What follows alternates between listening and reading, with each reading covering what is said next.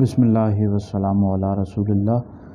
ہمارے دارالفتہ میں چند محاوروں کے متعلق سوالات آ رہے ہیں کہ یہ محاورے ہمارے معاشرے میں بہت ہی زیادہ بولے جاتے ہیں، تو ان کا مطلب کیا ہے اور ان محاوروں کے بولنے والے پر کیا حکم عائد ہوگا۔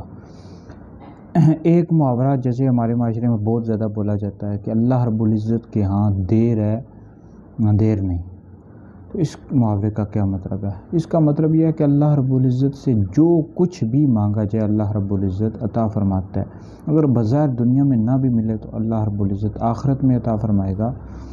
تو بہرحال یہ جو جملہ ہے اس کے بولنے والے پر کفر نہیں ہوتا، مطلب یہ ہے کہ بولنے والا دائرہ اسلام سے خارج نہیں ہوگا۔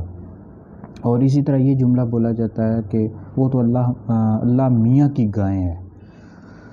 تو بہرحال یہ بھی ایک محاورہ بولا جاتا ہے، یہ بھی کفر نہیں ہے۔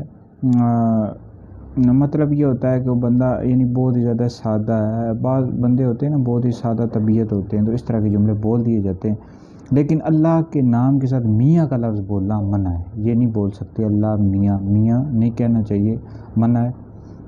تو بہرحال یہ بطور محاورہ کے ایک جملہ بولا جاتا ہے۔ اور اسی طرح میں پیٹ پوجا کرنے جا رہا ہوں، یہ بھی بطور محاورہ کے بولا جاتا ہے۔ مطلب یہ ہے کہ میں کھانا کھانے جا رہا ہوں، تو یہ بھی بولنا کفر نہیں ہے، لیکن بہرحال اس طرح کا جملہ نہیں بولنا چاہیے، احتیاط کرنی چاہیے۔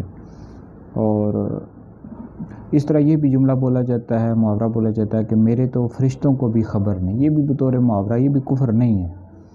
میرے تو فرشتوں کو بھی خبر نہیں، یہ بھی بطور محاورہ بولا جاتا ہے۔